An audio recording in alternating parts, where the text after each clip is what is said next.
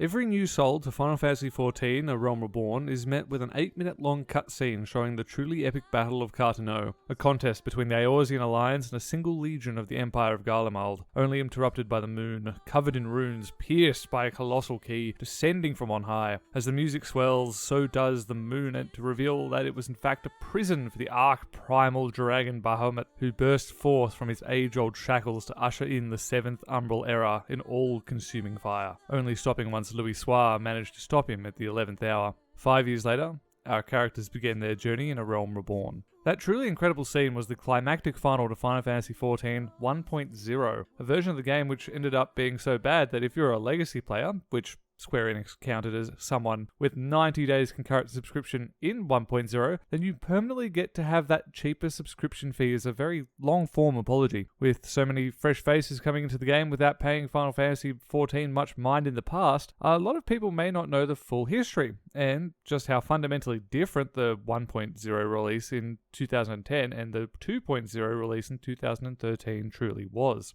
It's called A Realm Reborn not only because they had to fix the world after Bahamut's rage, but because they almost completely remade the game from the ground up. Today we'll be looking at what actually made the first release of the game so poorly received, and a couple of the reasons for it. Before we begin, a huge thanks to all the new subscribers and all those who watched the last video on Shadowbringers vs Shadowlands. The reaction to that video was absolutely mind-blowing, and I hope to keep making the kind of content that you can really sink your teeth into. With that said, if you do enjoy this video, please like and subscribe below. And to begin our tale, I want to talk about a flower pot. In 2010, this thing was the most beautiful, stunning, handmade by an artisan craftsman level of wondrous, comprising of 1,000 polygons and 150 lines of code for the shaders alone. This single masterpiece took as much computer resources as a player model to render in-game. This, alongside a couple of other assets which also took as many resources as other players, meant for the majority of 1.0 their workaround to save people's PCs from exploding was to limit the amount of players you could ever see on screen to 20. Why did they do something that sounds so crazy in hindsight?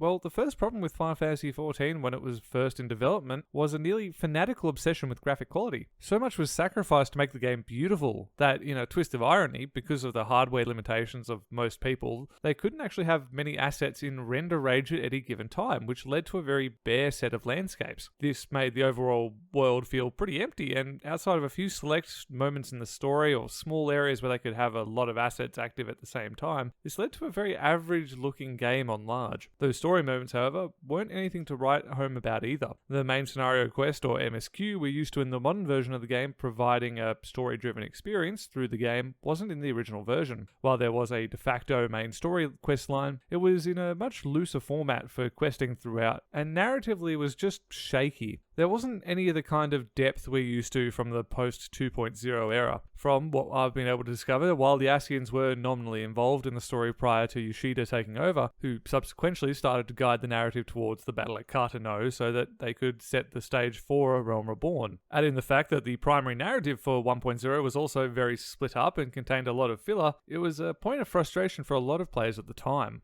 It wasn't just the filler in between story beats that frustrated people, however, it was the gameplay as well. The levy system, which involved a set of cards that enabled the player to pick up additional quests in most towns, which were a variety of mini-scenarios like Defend the Point, Gather, or pure kill quests, which is still around today in fact, but instead of being something that you do to help level alts, it was a key feature in how people leveled up in 1.0. In fact, Final Fantasy XIV really hyped up the idea in its marketing around the game, as you could see a lot of early cutscenes with adventurers holding the stylized cards of the levies. The issue with this, however, was just like today, there was a levy allowance system, which limited the amount of them you could do in any given day, and as a very key way that you would level up your classes, it made the overall leveling experience both very grindy and very slow. What further added to that slowness of the leveling process as well was a fatigue system. In short, after getting a certain threshold of experience on a certain class, you'd get a progressively smaller and smaller amount of experience for that job until you stopped getting any experience at all, although there was never a case of that actually happening. Now, this penalty was slowly decreased when you went to another class and leveled them, or you'd need to wait for the weekly reset, which cleared all character fatigue. It was originally designed to encourage players to have a variety of classes at max level, although as this was done in a form that was a penalty, it was a highly disliked system which was eventually changed later in 1.0's lifecycle. Another thing you could do between waiting for your levy allowances or fatigue to wear off was professions. The system they used is very similar to today, where you have a minigame, except the acquisition of materials was infinitely more painful a process to begin with, and there wasn't nearly as competent a user interface for it. This meant a lot of early crafters, it was a bit of a trial and error learning experience as opposed to the look at the math in the buttons and figure it out kind of experience. Something to touch on as well is why materials were so painful to find, as it ties into one of the major issues people had with the game, the teleportation system. Long before World of Warcraft had its anima drought in Shadowlands, the adventurers of Eorzea were already suffering from it,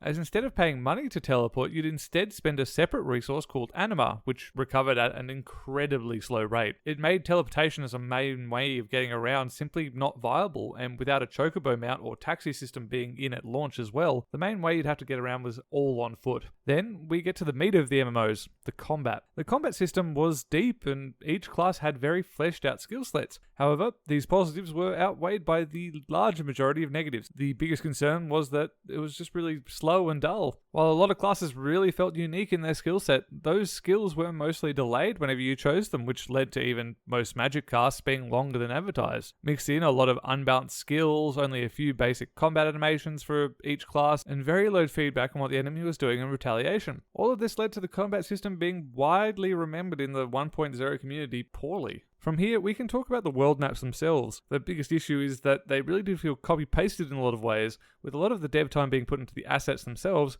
it appears that they created a certain set of tiles which they stitched together here and there to create the maps. What you can see here is a map of Old Gridania, which shows the point. Then we come to the UI and the technical side of things. The UI relied heavily on previous titles in the Final Fantasy series and wasn't modernized at all. So it was very confusing and poorly done the majority of the time, in comparison to other MMOs on the market. Especially shop interfaces, which when mixed in with pervasive lag, sometimes made selling full inventories take tens of minutes. As mentioned briefly before, this was a very technically demanding game, which a lot of PCs at the time simply couldn't handle. So players would be also battling mild lag at the best of times. I think the best example of this is to equip a new piece of gear when you change job, you would need to wait roughly half a second for the piece of gear to equip. In that time, you couldn't chain equip pieces and your character would disappear and then reappear with the new gear. It was almost like they're loading up again. And even with the equip macros at the time, it was still a 10-second process to change up your entire gear set, as opposed to the instant change we're so used to today.